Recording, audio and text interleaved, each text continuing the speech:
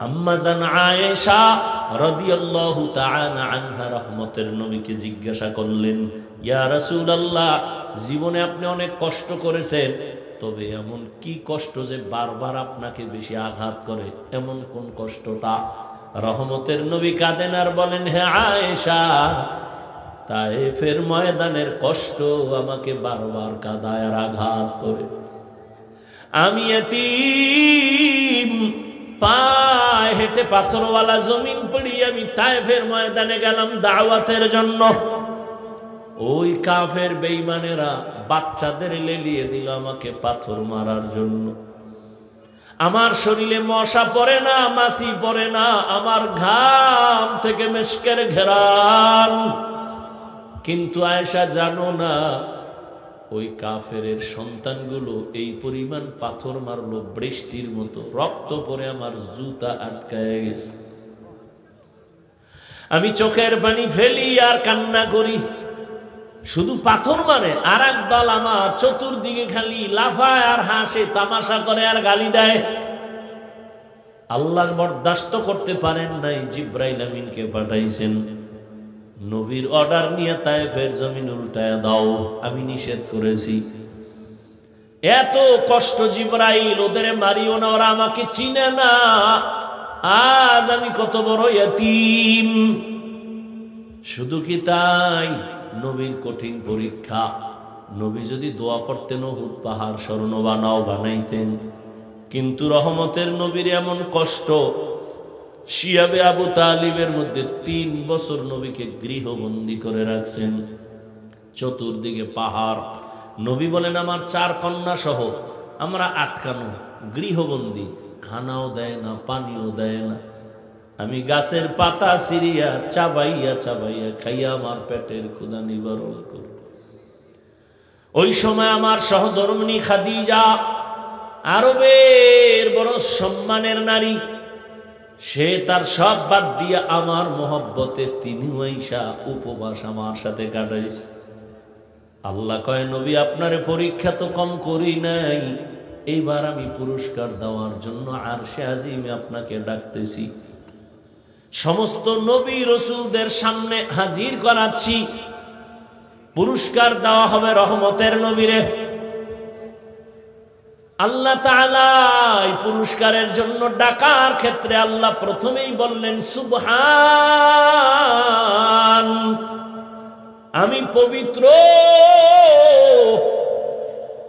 আল্লাহ তো পবিত্রই তো পবিত্র, কখনো তো অপবিত্র ছিলেন না। আল্লাহ কি অপবিত্র? তাহলে পবিত্র শব্দ বলার দরকার কি? মানে চেয়ারম্যান সাহেবের প্রশংসা করতেছি, ভাই আপনাকে এলাকার চেয়ারম্যান ভালো মানুষ, চোর না, কিনা? চোর না, ভালো মানুষ। আচ্ছা, ভালো মানুষ কইলেই তো হয়, চোর না এটা বলার তো দরকার পড়ে না। মানে এটা প্রশংসার মাঝে একটা ইনজেকশন মেরে দিল। বুঝেন না কথা? আমার আল্লাহ তো সব সময়ের জন্য পবিত্র, তাহলে কথা বলবেন কেন সুবহান?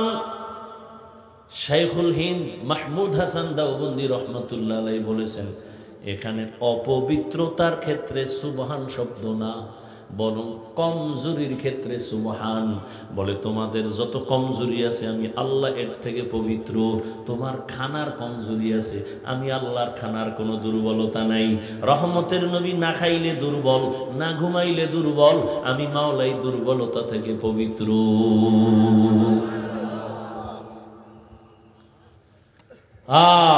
শুধু তাই না, সুবহান দিয়ে একটা শব্দ আল্লাহ উম্মতের দুনিয়ার মানুষের জায়গায় মর্যাদা বাড়ার জন্য বলে দিছেন, ও দুনিয়ার মানুষ, সুবহানের এই ওজিফাটা পড়তে থাকো। যদি তুমি পড়তেই পারো, তোমার এই ওজিফার দ্বারা তোমার জীবনটাকেও আল্লাহ পবিত্র বানায় দিবেন। এই জন্য আমরা যখন নামাজে দাঁড়াইয়াই বলি সুবহানাকা আল্লাহুম্মা, বলি না সুবহান। বুখারী শরীফের মধ্যে এ নিয়ে তো উলামায়ে কেরাম শেষ দর খতমে বুখারীতে আলোচনা করেন, কালিমাতানে হাবিবাতানে ইলার রহমান খফিফাতানে আলাল লিসান সাকিলাতান ফিল মিজান সুবহানাল্লাহি ওয়া বিহামদিহি সুবহানাল্লাহিল আযীম। বান্দা তুমি সুবহানের ওজিফা পড়ো।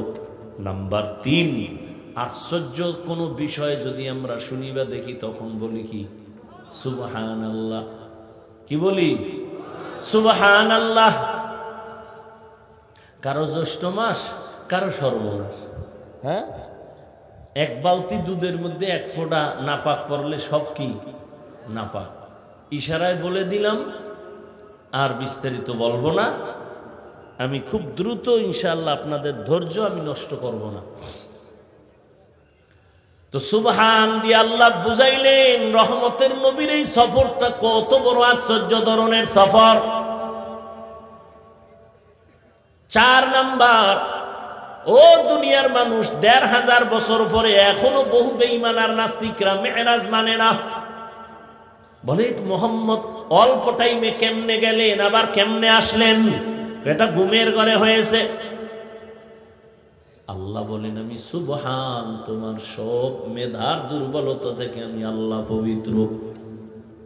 এখানে আর এক জবাব হলো, রহমতের নবী মেরাজে যান নাই, আন নাই, আল্লাহ নিছেন। কে নিছেন? আল্লাহ নিছেন, আবার আল্লাহ পাঠায় দিছেন। এবার প্রশ্ন থাকলে আল্লাহরে করো, মুহাম্মদের উপরে কেন? মুহাম্মদ তো আমার বন্ধু। কেমন বন্ধু? ঈসা নবী আমার বন্ধু, ইব্রাহিম আমার বন্ধু, দাউদ আমার বন্ধু, সুলাইমান আমার বন্ধু, মুসা নবী আমার বন্ধু, ঈসা নবী আমার বন্ধু, মুহাম্মদ আমার বন্ধু। তবে ব্যবধানটা কোথায়? সব নবী রাসূল আমি আল্লাহ তাআলার আশিক, আর আমি আল্লাহ একা মুহাম্মদের আশিক। প্রশ্ন আমারে কর, আমার বন্ধু আসমানে যায় নাই, আমি নিছি।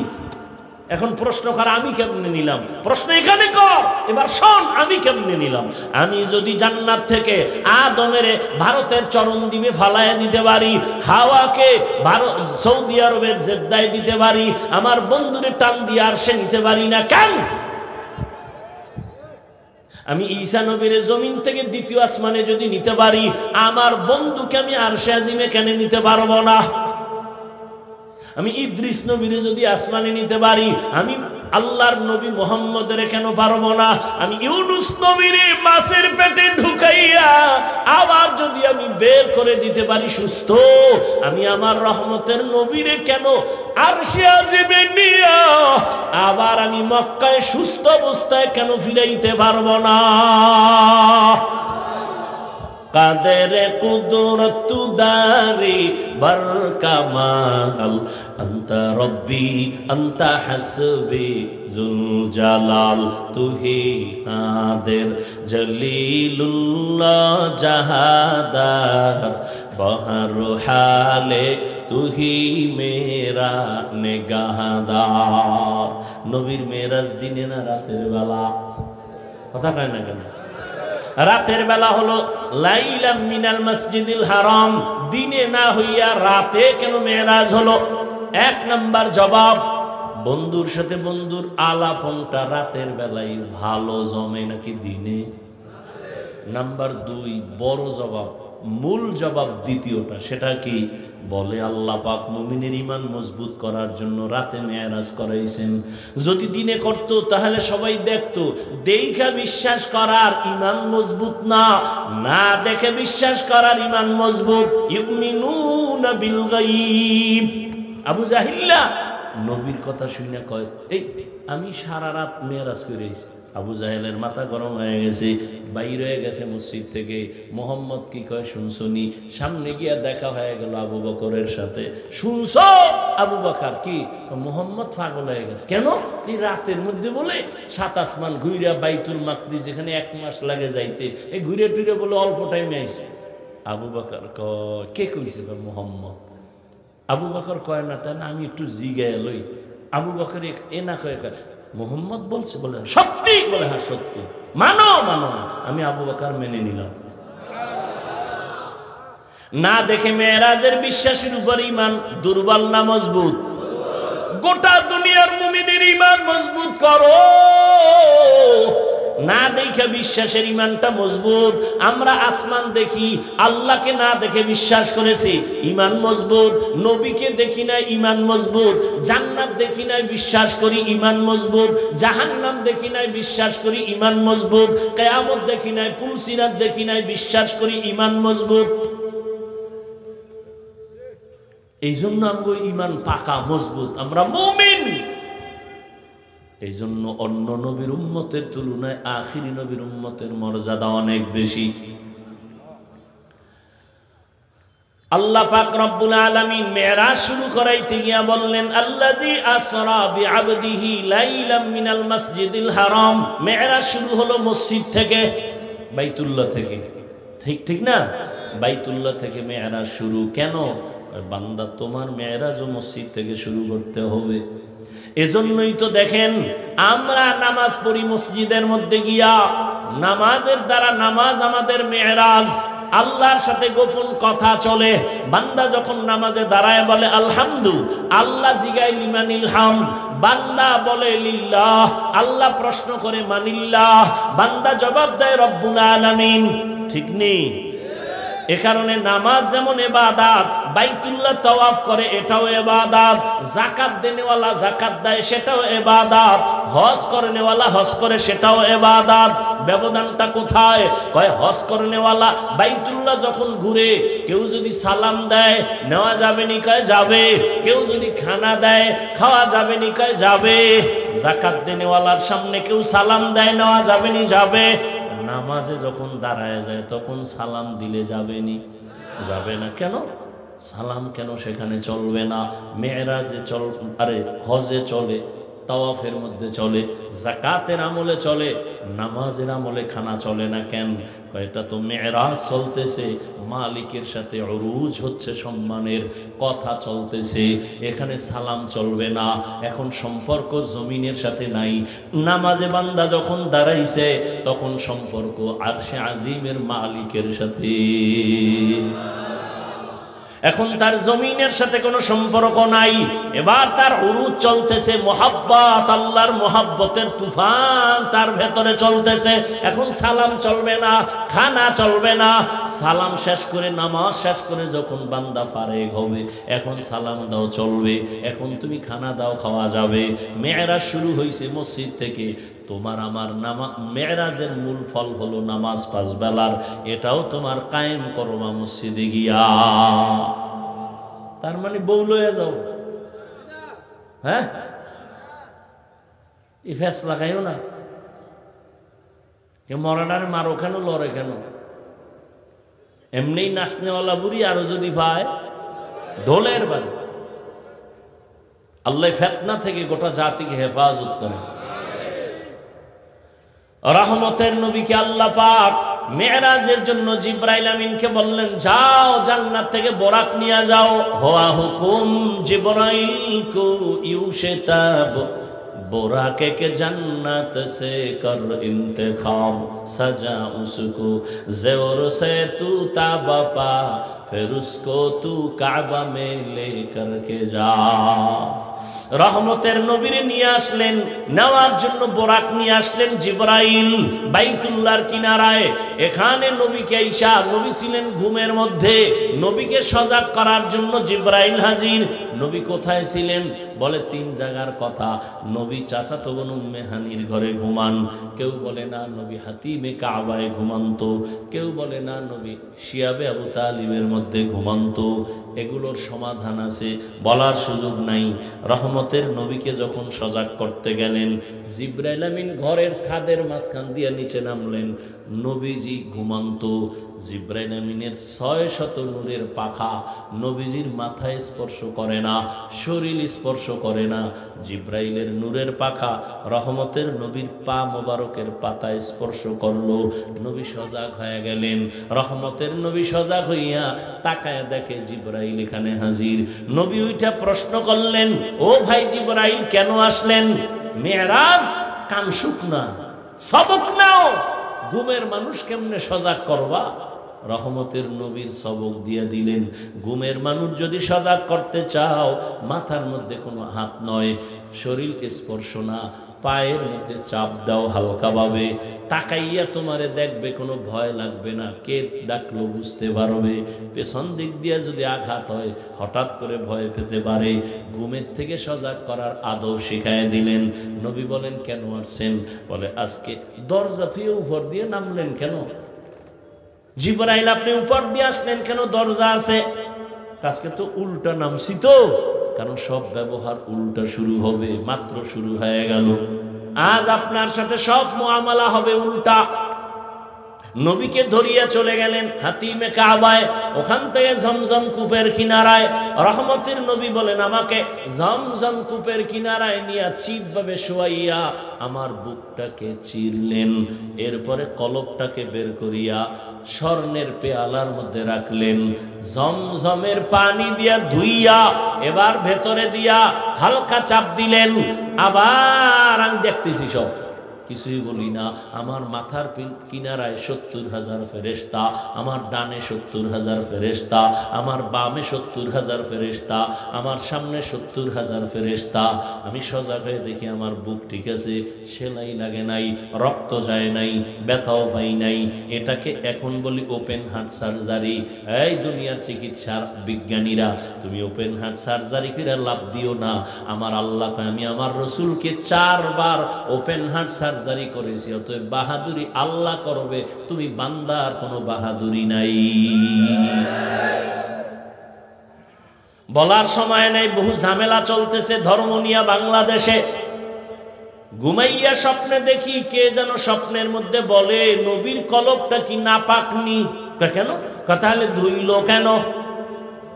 বুঝেননি কথা? ঘুমের মধ্যে দেখছি, সজাগ না। স্বপ্নে কে জানি কয় নবীর কলবটা নাপাক নি, ধুইল কেন? আচ্ছা আমাকে একটু জবাব দেন, যেহেতু বইলেই ফেলাইছি। নবীজি অজু করতেন না করতেন না? বলেন। নবী গোসল করতেন? অজু আমরা করি না কেন? পবিত্র হওয়ার জন্য, তাই তো? নবী নাপাক, তো অজু করলেন কেন? নবী নাপাক, তো গোসল করলেন কেন? এই প্রশ্নের যেই জবাব, রসুলের কলব ঝমঝম দিয়ে ধুইলেন কেন, ওই প্রশ্নের সেই জবাব। আরো জবাব আছে, ধৈর্য তো শেষ। আমারটাও শেষ, আপনার গোটাও শেষ। ভাইয়েরা আমার,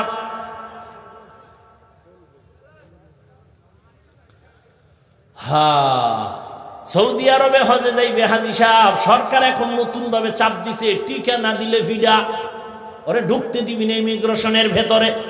টিকা কেন, ইনজেকশন কেন? কয় বাংলাদেশের আবহাওয়া সৌদির আবহাওয়া এক না, এখান থেকে পাওয়ার লইয়া বের হও, সৌদি গিয়া যেন ওই আবহাওয়া তোমার সাথে অ্যাডজাস্ট হয়ে যায়।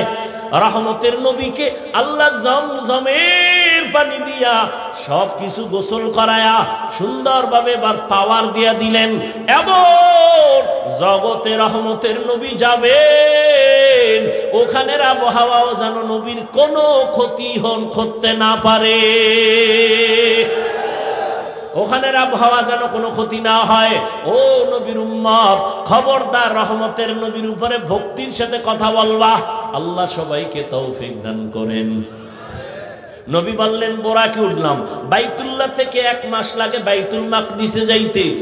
1 কদম 1 পলকে আমি বাইতুল মাকদিসে গিয়া হাজির হয়ে গেলাম। 1 কদম। সুবহানাল্লাহ। না যেই তাহলে বিড়ি টানো, সুবহানাল্লাহ কেন?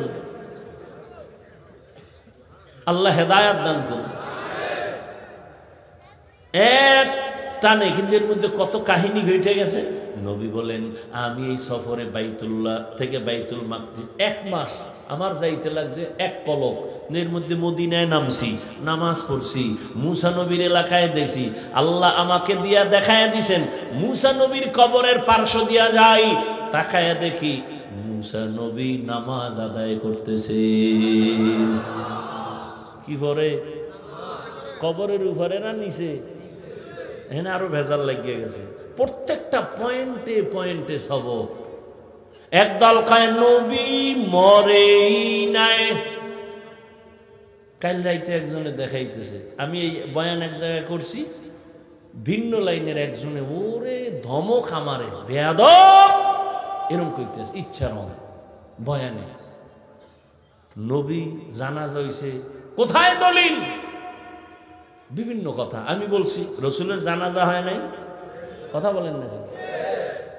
তো জিন্দা ব্যক্তির জানাজা হয়, কথা বলেন না কেন? সোমবার দিন জোহরের নামাজের আগে রসুলের ইন্তেকাল, বুধবার দিন যাইয়া তাহাজ্জুদের সময় রসুলের দাফন। এত দেরি হলো কেন? নবীর সুন্নাত হলো তাড়াতাড়ি মাইয়েতের দাফন করো, নবীর কেন দেরি হয়ে গেল এত টাইম? ভিন্ন আলোচনা। এক কথায় রসুল তো ইন্তেকাল হয়েছেন, এরপরে কবরে যখন গেছেন কিয়ামত পর্যন্ত সমস্ত নবীরা জিন্দা। قال رسول الله صلى الله عليه وآله وسلم الأنبياء أحياء في قبورهم يصلون। সমস্ত নবী রাসূল কবরে জিন্দা, নামাজরত অবস্থায় আছেন। আল্লাহ কয় ওয়াহুম ইউরজাকুন, আমি তাদের খানা দেই। কি দেই? একদল কয় নবীরা তো কবরে মরা, জীবনে জিন্দা না। একদল কয় নবী মরেই নাই, আর একদল কয় নবী মরছে আর জিন্দাই হয় নাই। ভেজাল দেখছেননি? একদল কয় নবী মরেই নাই, আর একদল কয় নবী মইরা গেছে, জিন্দাই হয় নাই। আমরা আল্লাহ কয় আমি খাওন দেই। এখন ওরা আমগো প্রশ্ন করে নবী যদি নামাজ পড়ে এই ছোট জায়গায় কেমনে পড়ে? এরপরে যদি আল্লাহ খাওন দেয় কি খায়, রুটি না ভাত? যদি ভাত রুটি খায় প্লেট গ্লাস কই পায়, বাথরুম কই? এত বড় তার সেরা আউলা যেগুলো প্রশ্ন করে আপনাকে নাজেহাল করে নেই। এখন এই আহাম্মকের জবাব কখন দিব সুযোগ আমার নাই। অনেক বয়ানে জবাব দিয়েছি, তারপর 1 মিনিটে বলে যায়।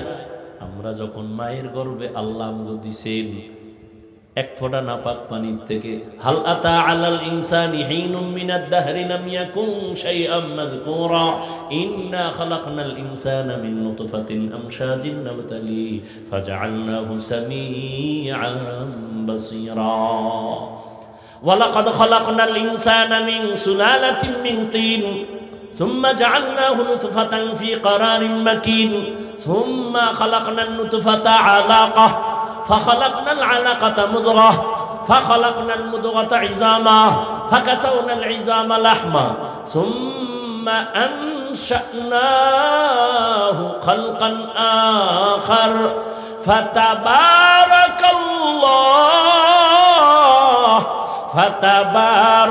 اللَّهُ أَحْسَنُ الْخَالِقِينَ।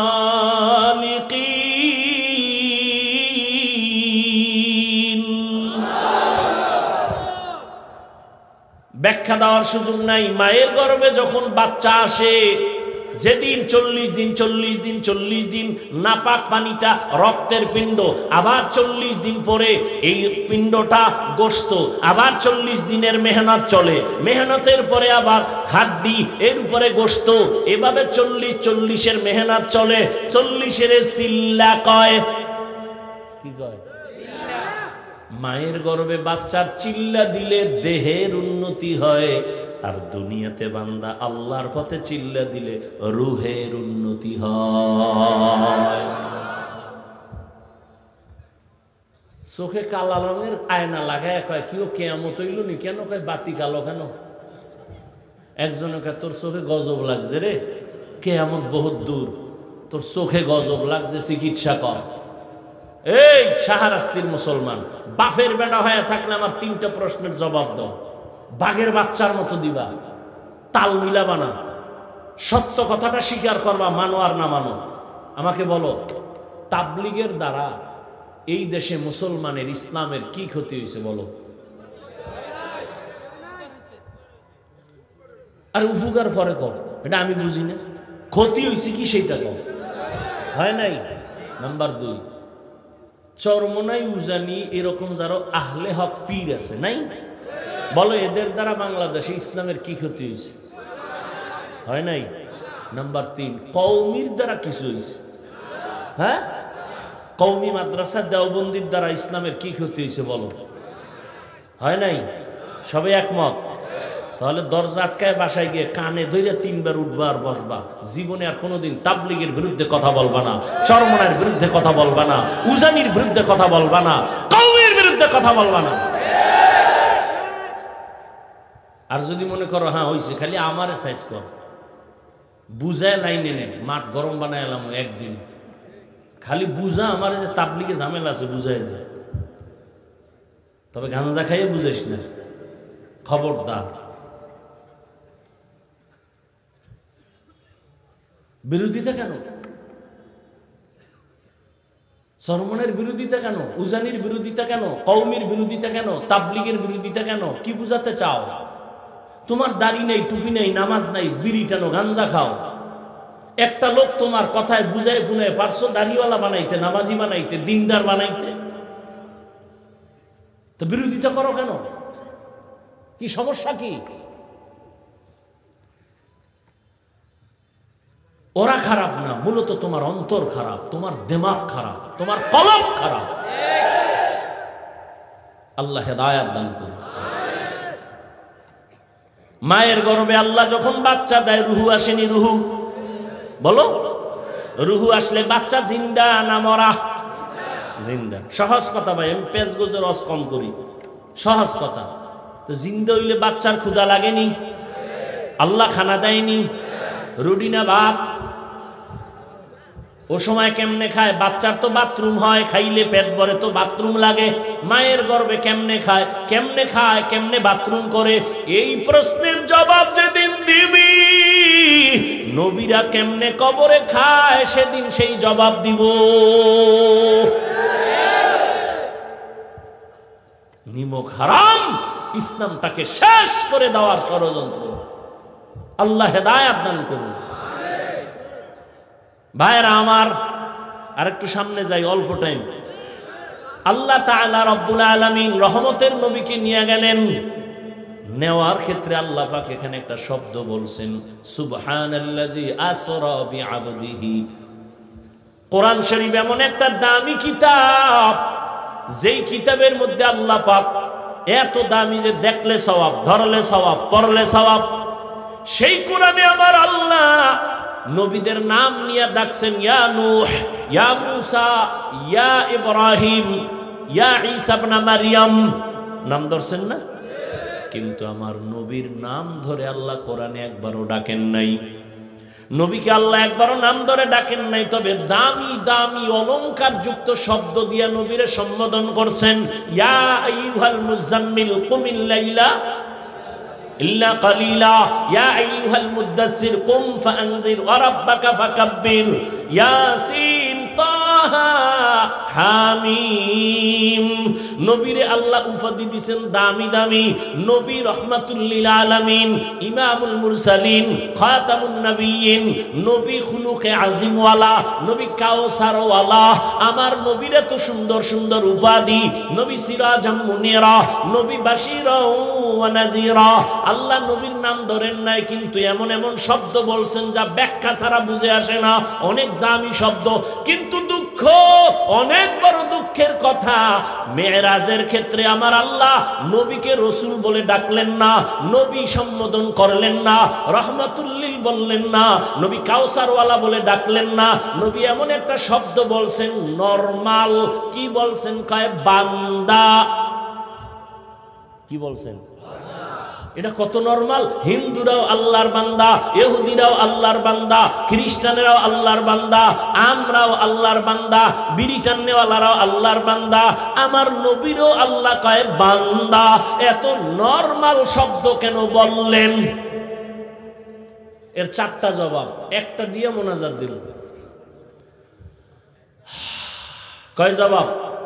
প্রশ্নটা বুঝেন তো। নবীজির এখানে রসুল বলে ডাকলেন না, নবী বলে ডাকলেন না, ইমামুল মুরসালিন বললেন না, খাতামুন নবিয়্যিন বললেন না। এখানে বললেন কি? বান্দা। নরমাল শব্দ কেন বললেন? চার জবাবের প্রথম জবাব, আমার নবী নিজেরে বান্দা বলতে তৃপ্তি পান। নবী বান্দা বললে খুশি। আম্মা জান আয়েশা জিগায়, আপনি এত ইবাদত করেন কেন? নবী জবাব দেন, আফালা আকুনা আবদান শাকুরা। ও আয়েশা, আমি কি আল্লাহর প্রিয় বান্দা হব না? আমি কি কৃতজ্ঞ বান্দা হব না? বান্দা বলতে কত মজা পান আমার নবী। এই জন্য আমার আল্লাহ পাক নবীরে বান্দা বলে ডাকছেন। নবী নিজেরে বান্দা বললে বড় খুশি। এবার দৌড়ে যাই মেয়েরাজে, রহমতের নবী যখন আল্লাহর কাছে হাজির হয়ে গেলেন, আল্লাহ জিগায় নবী কি নিয়ে এসেছেন? নবী বলেন আমি 3 জিনিস নিয়ে এসেছি, আত্তাহিয়াতু লিল্লাহ ওয়াসসালাওয়াত ওয়াত-তাইয়্যিবাত। আল্লাহকে আপনারও 3টা দেই, আসসালামু আলাইকা আইয়ুহান নবী ওয়া রাহমাতুল্লাহ ওয়া বারাকাতুহু। বুঝেননি? নবীকে আমি একা নিব কেন? আসসালামু আলাইনা ওয়া আলা ইবাদিল্লাহিস সালিহিন। আল্লাহ কয় ফেরেশতারা সাক্ষী দাও। ফেরেশতারা এবার সাক্ষী দেয়, আশহাদু আল্লাহ ইলাহা ইল্লাল্লাহ। ফেরেশতারা চুপ। এই চুপ কেন? আমারটা কইলা, আমার বন্ধুরটা কইবে না? হ্যাঁ। এবার ফেরেশতারা বলে আশহাদু আন্না মুহাম্মাদান। মুহাম্মাদান কই বইরিস কও না? কি কম? রাসূলুহু। না না না, রাসূলুহু আমি নবীরে দিছি, কিন্তু নবী যেটা দিছে নিজের ওইটা আগে আনো। নবীর দেওয়া বান্দা, আমার দেওয়া রাসূল, আমারটা পরে নাও, বন্ধুরটা আগে আনো। নবী বান্দা বললে খুশি, রসুল আমি দিছি আমারটা পরে নাও। আবদুহু আগে বলো, তারপরে বলো রসুলুহু। আমারটা পরে নাও, আমার বন্ধুরটা। কারণ আমার মাকসাদ তো বন্ধুকে পুরস্কার দিয়ে খুশি করব। এখন একদল কয় ওরে নবী তো দুনিয়ায় বান্দা, ওই আরশে আজিমে তো নবী নূর। আল্লাহ আর এক আয়াতে জবাব দিয়ে দিছে, ফাআওহা ইলা আবদিহি মা আওহা। বাস ইনজেকশন দিয়ে দিছে আল্লাহ। সেখানে আল্লাহ কয় আমি বন্ধুর কাছে ডাইকা, এরপরে আওহা ইলা আবদিহি, তার বান্দাকে ওহী দিলেন, যা দেওয়ার দিয়ে দিলেন। শুধু কি তাই, কিয়ামতের দিন ও বান্দার বড় দাম। জান্নাতি মানুষ যারা হবেন, আল্লাহ এদেরকে কইবে জান্নাতের দরজায় তালা লাগানো দিকে কেউ যাবি না, তো কই যাবো? আল্লাহ ডাকবে আয় আয়, ইয়া আইয়াতুহান নাফসুল মুতমাইন্না ইরজিই ইলা রাব্বিকি রাদিয়াতাম মারদিয়াহ ফাদখুলি ফি ইবাদি ওয়াদখুলি জান্নাতি। এই জান্নাত পরে পরে, আমার বান্দা আগে। আমার প্রিয় বান্দাদের মজলিস ওখানে আরশে আজিমের নিচে, ওখানে আমার কলিজার বান্দারা বসা, সাদিকিন বসা, সালিহিন বসা, ওখানে উলুল আমর বসা, আহলে জিকির বসা, ওখানে আউলিয়ারা বসা। ওখানে আগে যাবি, এরপরে তাদের সহ জান্নাতে যাবি। আগে জান্নাত না আগে বান্দা? বলেন না কেন? বান্দার মূল্য না বেশি না কম? অনেক বেশি, অনেক বেশি। এরে নবী বান্দা কেন আল্লাহ বললেন? 2 নাম্বার কারণ, আল্লাহর সাথে বান্দার সম্পর্ক হওয়ার মূল মাধ্যম হলো ইবাদত। ইবাদত যে করে সে বান্দা, যার ইবাদত করে তিনি হলেন মাবুদ, আল্লাহ হলেন মাবুদ। মাঝখানে সম্পর্ক ইবাদত, আমরা যারা করি তা আমরা হলাম বান্দা। আল্লাহ তাআলা বলেন ও বান্দা, রহমতের নবী কেমন বান্দা? সারা দুনিয়ার মধ্যে যত ইবাদত করনেওয়ালা আছে, এর মধ্যে শ্রেষ্ঠ ইবাদত করনেওয়ালা হলেন আমার নবী।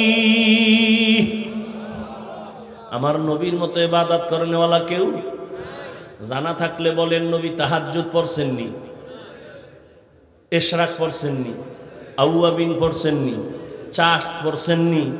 নবী সারা রাত নফল নামাজ পড়ছেননি? তেলাওয়াত করছেননি? আপনি কোন জায়গায় ফতুয়া পাইলেন যে বেশি আমল লাগে না, নফল লাগে না? আপনি কি হাদিস না পড়েন? আপনি আমগো থেকে তো বেশি বেশি হাদিস পড়েন। আপনি কি জানেন না কিয়ামতের ময়দানে ফরজ আমলের ঘাটতি পূরণ করতে নফল লাগবে? ফরজ আমলের ঘাটতি পূরণের জন্য নফল, এজন্য নফল ইবাদত বেশি। বুখারী শরীফের ইবারত। এজন্য আমি সারা বাংলাদেশে কসম খায় বলি, আল্লাহর জাতের কসম, যারা বলে আমরা ওলিয়া উলিয়া মানি না, এরা কোরআন মানে না, বুখারী শরীফ মানে না, এরা ভণ্ড, এরা বাতিল।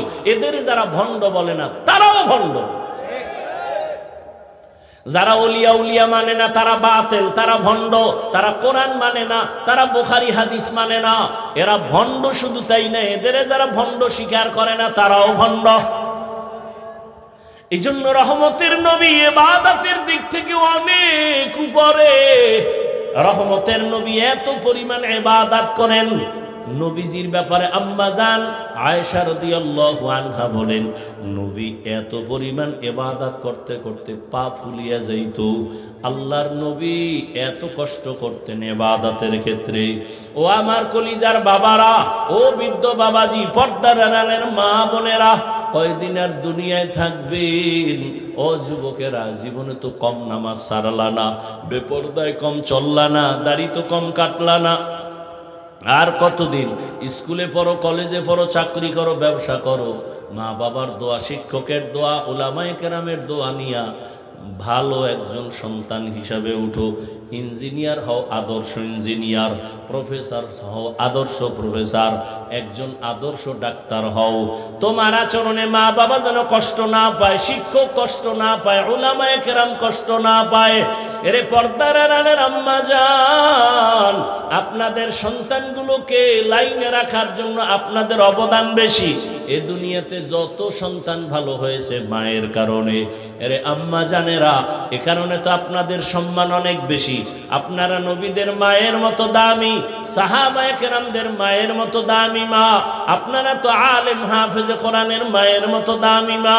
এরে আম্মা জান, আপনারা খাদিজা রাদিয়াল্লাহু আনহার মতোই নারী, ফাতেমা রাদিয়াল্লাহু আনহার মতো নারী, আয়েশা রাদিয়াল্লাহু আনহার মতো নারী।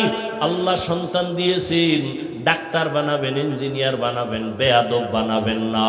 আপনার সন্তানের ব্যবহারে কোনোদিন মা বাপ যেন কষ্ট না পায়, উলামায়ে কেরাম কষ্ট না পায়, শিক্ষক কষ্ট না পায়। আদর্শ সন্তান রেখে যাবেন। ডাক্তার হলেও আপনার জন্য দোয়া করতে ভুলবে না। ও আমার কলিজার মা, আপনার মতো কত মা আছে এখনো পর্দা করে, স্বামীর মাল হেফাজত করে, বেপর্দায় চলে না, মোবাইলে সময় নষ্ট করে না। ও আমার শাহরাস্তির যুবক বাবারা, তোমার মতো কত যুবক স্কুল কলেজে পড়িয়াও 5 বেলার নামাজ পড়ে নাই। তোমার কপাল কেন খারাপ? পারো না? তোমার মতো যুবক র্যাব, আর্মি, পুলিশ, বিডিআর এর চাকরি করে, নামাজি। বলো বাবা, তুমি কেন পারো না? আল্লাহ বিবেক দিছে, বিবেকের সাথে বেঈমানি করবা না। তোমার মতো যুবক ডাক্তার, প্রফেসর, ইঞ্জিনিয়ার, 5 বেলার নামাজি, ওসি, ডিসিএসপি, উকিল, ব্যারিস্টার, 5 বেলার নামাজি। তোমার মতো যুবক রাস্তায় গাড়ি চালায়, নামাজ পড়ে। বলো বাবা, তুমি পারো না কেন? অবশ্যই তোমার কপাল অভিশপ্ত কপাল। তোমার কপালে কারো বরদোয়া লাগছে, না হয় তুমি এত খারাপ তো হতে পারতা না। তোমার মতো যুবক নদীর মধ্যে মাছ ধরে, নামাজ পড়ে। বলো তুমি কেন পারবা না? কৃষি কাজ করে, নামাজ পড়ে। বলো তুমি কেন পারবা না? আমি তো একটু আগেও বলছিলাম, আমি হুজুর বানাইতে আসি নাই, আমি বরং তোমার পক্ষে সাক্ষী দিয়ে গেলাম, দোয়া করে গেলাম। স্কুলে পড়ো, ডাক্তার হও, বেয়াদব হইও না, ইঞ্জিনিয়ার হও, বেয়াদব হইও না। তোমার আচরণে কোনোদিন মা বাবার মনে কষ্ট যেন না যায়, তো মরার আগে ধ্বংস হয়ে যাবি। তোমার আচরণে শিক্ষক যদি কষ্ট পায়, লেখাপড়ার থেকে হারিয়ে যাবা। যদি তোমার ব্যবহারে আলেম কষ্ট পায়, চরিত্র তোমার ধ্বংসের পথে চলে যাবে। অতএব তুমি ডাক্তার হও আদবওয়ালা, তুমি একজন ইঞ্জিনিয়ার হও আদবওয়ালা। মা বাবার দোয়া নিয়া, শিক্ষকের দোয়া নিয়া, উলামায়ে কেরামের পরামর্শ নিয়া নবীর তরিকা মেনে চলো। তুমি যে লাইনেই থাকো, অনুরোধ তুমি নবীর মোহাব্বতে 5 বেলার নামাজ পড়ো, মা বাবার নেক নজর নাও, শিক্ষকের দোয়া নাও। দেখবা ডাক্তার হলো তোমার জীবন সফল। এখনো সময় আছে, তওবা করো। আরে আল্লাহর কাছে মনেরে বুঝাইয়া আল্লাহকে বলো, হে আল্লাহ, জীবনে কত গুনাহ করলাম, মনে চাইছে নামাজ পড়বো না, পড়ি নাই, দাড়ি কাটবো, কেটে ফেলেছি, বেপরদায় চলবো, আড্ডা দিব, পার্কে যাব, তাই করেছি। ও আল্লাহর কতদিন, কোন দিন মরণ হবে জানা নাই। আজকে থেকে তওবা করে ফেললাম, আর দাড়ি কাটবো না, নামাজ ছাড়বো না, বেপরদায় চলবো না, মা বাবার সাথে বেয়াদবি করবো না, শিক্ষকের দোয়া নিয়া, উলামায়ে কেরামের পরামর্শ নিয়া নবীজির তরিকা মেনে চলবো, আর কোনোদিন গুনার পথে যাব না। মনের শুধু এতটুকু বুঝাইও, তোমার মতো যুবক জেনারেল লাইনে থাকিয়া যদি তারা নামাজ পড়তে পারে, তুমি কেন পারবা না? এখনো সময় আছে, তওবা করো। অন্তর যদি তৈরি হয়, মুনাফিকি যদি না থাকে, খাঁটি তওবার নিয়ত যাদের আছে, আল্লাহ যার কপাল ভালো রাখবেন, ওমরের মতো দুটো হাত আমার আল্লাহকে দেখায়া দাও। আয় আল্লাহ, নবীর আদর্শওয়ালা উম্মত হিসেবে সবাইকে কবুল করেন। আয় আল্লাহ, 5 ওয়াক্ত নামাজি বানায়া দেন। মা বাবার দোয়া, শিক্ষকের দোয়া, উলামায়ে কেরামের পরামর্শ নিয়ে নবীর তরিকায় চলার তৌফিক দান করেন। আমিন। আলহামদুলিল্লাহি রাব্বিল আলামিন। والصلاة والسلام على سيد الأنبياء